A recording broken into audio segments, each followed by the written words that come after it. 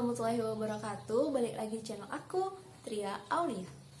Aduh, intro yang biasa banget, tapi nggak apa-apa deh. Nah teman-teman, di video kali ini sesuai kalian juga udah lihat judulnya, lihat thumbnailnya, kalau aku mau kasih kalian ide-ide bisnis. Wah, ide bisnis yang menjanjikan di masa pandemi. Ide bisnis yang harus dicoba para pemula. Ide bisnis yang pokoknya bisnis ya. Mau dari SMP, mulai dari anak sekolahan sampai anak kuliahan, pasti bakalan bisa ngejalanin bisnis ini. Tapi sebelum masuk ke videonya, kalian jangan lupa untuk subscribe dan jangan lupa juga untuk hidupkan loncengnya supaya kalian gak ketinggalan info terbaru dari video aku. Juga jangan lupa untuk like videonya, share juga ke teman-teman kalian supaya videonya bisa lebih bermanfaat. Oke teman-teman, aku riset ke teman-teman terdekat aku, teman yang udah mulai bisnisnya, mulai pakai banyak cara deh, mulai dari reseller, affiliate, atau dropship. Tapi dropship nggak ada sih, lebih ke reseller aja. Nah, menarik banget nih kalau misalnya kita bahas ini, ide bisnis mau jualan apa intinya itu kan. Yang paling banyak nih ya reseller sih, tapi affiliate juga pasarnya lumayan gitu. Dan affiliate ini ruginya nggak terlalu besar, paling kayak invest pertama gitu lah, pertama kali masuk itu keanggotaan. Untuk bisa jadi anggota itu paling pertama masuk, kayak aku juga pernah ikut affiliate, tapi kurang aku jalanin aja, padahal kayaknya kalau aku jalanin lumayan gitu omsetnya. Wow, udah ngomongin omset ya.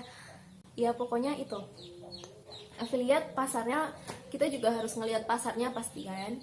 Nah untuk reseller, ya mau affiliate mau reseller sama aja sebenarnya, kita ngelihat pasarnya. Tapi kalau affiliate ini kan kita ya modal promosinya yang dari tim marketing yang udah ada dari atas, paling kita poles-poles juga karena kita nggak megang barangnya gitu. Jadi kita foto produk juga dari mereka, kita edit sebisanya gitu. Pokoknya kita tuh ngandelin tulisan gimana cara kita menarik customernya gitu. Nah kalau reseller ini, reseller kan udah beli produk ya. Kalau dropship beda lagi, dropship ya hampir sama kayak affiliate, tapi affiliate ini dia modal sebar link misalnya gitu. Tapi kalau si dropship ya udah langsung sebar mau jualan apa, ntar mereka beliin gitu. Aku saranin yang pertama, dan yang teman-teman aku paling banyak terjun di bidangnya, yang paling banyak terjun gitu, itu di masker organik. Lebih ke kecantikan sih, lebih ke perawatan wajah gitu. Kenapa sih banyak yang suka masker organik, banyak yang mau glowing, dah itu deh. Terus nggak juga sih, maksudnya kayak lagi hype banget nih masker organik di zaman pandemi gini. Saya lagi naik daun aja, lagi banyak yang cari. Jadi kalau misalnya kita ngejual ini, gampang gitu cari pasarnya. Ya nggak bisa dibilang gampang juga gitu. Beberapa temen aku dia omsetnya udah cukup balik modal. Ada juga yang ya pas-pasan aja gitu, kayak gimana udah balik modal tapi buat diputerin untuk modal lagi, maksudnya untuk beli barang lagi, beli bahan lagi gitu. Belum bisa disebut keuntungan yang gimana gitu, paling tipis aja. Tapi kan kalau keuntungan tipis juga paling masuknya di modal beli barang lagi gitu.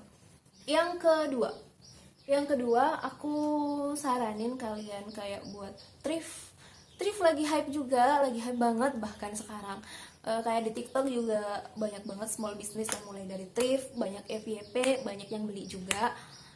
Dan biasanya pasarnya itu ya di kota-kota kita juga, tapi gak menutup kemungkinan untuk di luar kota juga bakalan beli. Kendalanya sih ya, kalau kayak aku sendiri, aku domisili di Medan, kendalanya itu ya kalau banyak orang Jawa gitu mau beli, orang Jawa mau beli mikirin ongkirnya gitu, mahal. Padahal kalau kita orang Sumatera beli dari yang punya orang online shop dari Jawa, kita nggak kepikiran gitu, kepikiran juga sih ongkirnya, tapi kita malah lebih yang di Jawa sana daripada kita milih yang di Sumatera, yang ada di Sumatera. Jarang banget kegunain filter di Shopee yang di lokasi, jarang gitu, karena kita milih yang bintangnya udah banyak, yang ratingnya bagus gitu, yang udah familiar gitu deh. Nah, apa sih tadi aku bilang bisnis thrift ya? Bisnis thrift kenapa sih ini bahasa Medannya monja sih sebenarnya. Maksudnya kayak bekas tapi bagusnya bahasanya thrift, tapi nggak bisa dibilang bekas juga sih. Kadang ada dia yang cacat produksi, jadi dari brand besar tapi dia cacat produksi, jadi udah dijualin nggak di mall gitu.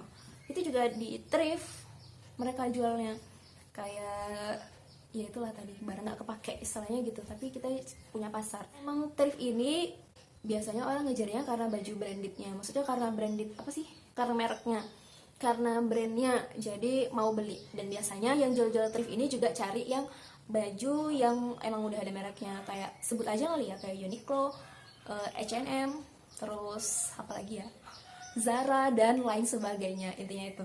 Kenapa bisa banyak yang minat gitu? Orang ngejar brandnya, orang pengen punya baju brand ini, tapi kalau misalnya beli baru, harganya high banget.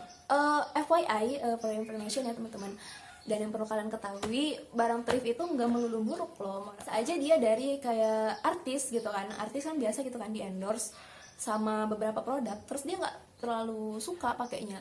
Nah, itu mereka pre-love itu. Bisa aja dari situ, barang bekas pakai artis baru sekali pakai, itu pun cuma untuk endorse doang. Makanya ya tergantung sih, kita kalau mau jadi bisnis thrift ya kalau bisa yang terpercaya, yang emang kualitasnya bagus, kan kita bisa masukin ya di situ. Kalau menurut kita kualitinya itu berapa dari 10 misalnya.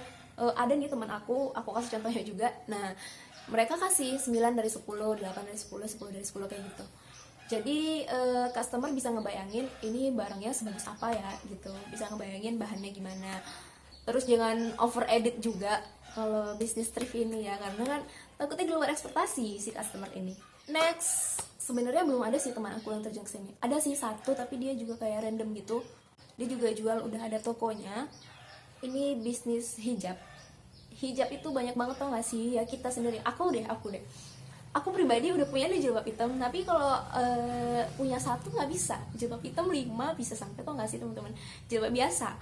Belum pasmina, belum model lainnya. Pasmina aja bisa punya. Aku sendiri punya 3 untuk jilbab hitam. Kadang gini loh teman-teman, kalau kita nih kalau udah lama makainya gitu terasa gak enak, pengen yang baru gitu, tau gak sih? Terus kalau misalnya ngelihat orang cocok pakai jilbab itu, kayak kelihatan kainnya bagus, pengen beli. Itulah cewek, makanya banyak banget orang yang mulai bisnis hijab karena itu kebutuhan cewek untuk jilbab ini banyak banget, tau gak sih? Maksudnya kayak tinggi gitu, mereka keinginan untuk punya jilbab tinggi. Apa sih keinginan? Maksudnya keinginan untuk membeli jilbab itu tinggi, banyak, pasarnya ini banyak gitu kan, karena banyak kan yang pakai hijab. Dan satu orang gak cukup satu warna satu. Pokoknya hijab ini ya tergantung gimana kita promosinya. Kalau kayak kita pakai media TikTok, ya kita harus rajin. Kalau walaupun kita udah punya video yang udah FYP gitu, ada satu video yang FYP, insya Allah bakalan seterusnya bakalan bisa FYP. Tapi kalau misalnya belum ada FYP, ya kita konsisten aja gitu upload. Emang sih kalau aku bilang gimana ya, bilang konsisten upload gampang banget bilangnya, tapi kerjanya susah beneran. Aku pribadi gitu buat upload satu hari satu aja minimal itu kadang ya ampun, entah apa gitu yang buat ribet, tapi susah. Yang penting itu deh, itu dulu konsisten upload. Kita lihat media kita pakai apa, medianya pakai apa untuk media promosi. Kalau misalnya media promosi TikTok, Instagram ya sama aja, itu sehari paling nggak sekali. Terus kalau pakai apa lagi, iklan itu udah kita budgetnya tinggi ya. Kalau misalnya kayak anak sekolahan, mahasiswa, paling budgetnya cuma berapa gitu untuk promosi, modal kuota doang deh. Pokoknya ini kita ngomongin yang budgetnya kecil ya gitu, model promosi pakai akun kita pribadi. Makanya kenapa penting sih orang personal branding. Kenapa, misalnya aku kasih contoh Rahel V-nya itu kalau nerima endorse dari orang, ini aku denger ya dari pengetahuan dari banyak orang review dia, dia kalau nerima endorse itu yang bener-bener kualitasnya emang bagus. Terus pokoknya yang di endorse apa sih, barang yang direkomendasiin Rahel V-nya itu bagus-bagus, makanya orang nggak segan-segan gitu beli dari dia.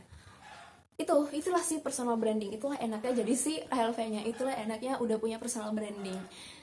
Nah, untuk bangun itu kan kita punya value apa gitu, kita punya nilai apa buat orang bisa percaya kita, buat orang mau mendengarkan kita, udah gitu intinya deh. Aduh capek banget sih sebenarnya ngomong kayak begini, aku ngebayangin selebgram content creator yang buat berjam-jam itu gimana ngomongnya ya. Oke guys, next udah ada 3 ya, masker organik, thrift, dan hijab. Hijab kalau bisa sebenarnya diletakin paling awal, tapi ini karena aku ngeliat temen aku, jadi aku ngeletakinnya di nomor 3. Nah next, yang keempat, aku saranin kalian untuk bisnis makanan ringan. Teman aku ada dia jual keripik khas Tapsel, makanan ringan khas Tapanuli Selatan. Banyak awalnya itu teman-teman deket, nggak teman deket sih, maksudnya kayak teman-teman kenal gitu, itu mau beli. Jualan itu jangan malu, kita tawarin ke teman gitu. Nah dari teman beli dari Shopee kita kan jadi kelihatan tuh berapa terjual. Dah dari situ orang di luar teman ngelihatnya, oh ini udah kejual sekian, bintangnya 5 semua. Jadi ya banyak deh, jadi ya orang percaya, oke deh coba beli. Udah sekali barangnya barang ini makanannya enak, sesuai sama lidah si customer tadi, mereka bisa repeat order, bisa dibuat story apa gitu, dari mulut ke mulut gitu bahasa marketingnya ya guys. Online shop aku on proses, nanti kalau misalnya udah launching kalian jangan lupa untuk follow, jangan lupa juga untuk order. Guys, sampai sini dulu video aku, banyak banget bacotnya. Jangan lupa kalian untuk subscribe dan juga like videonya. Jangan lupa juga untuk follow Instagram dan TikTok aku. Dadah.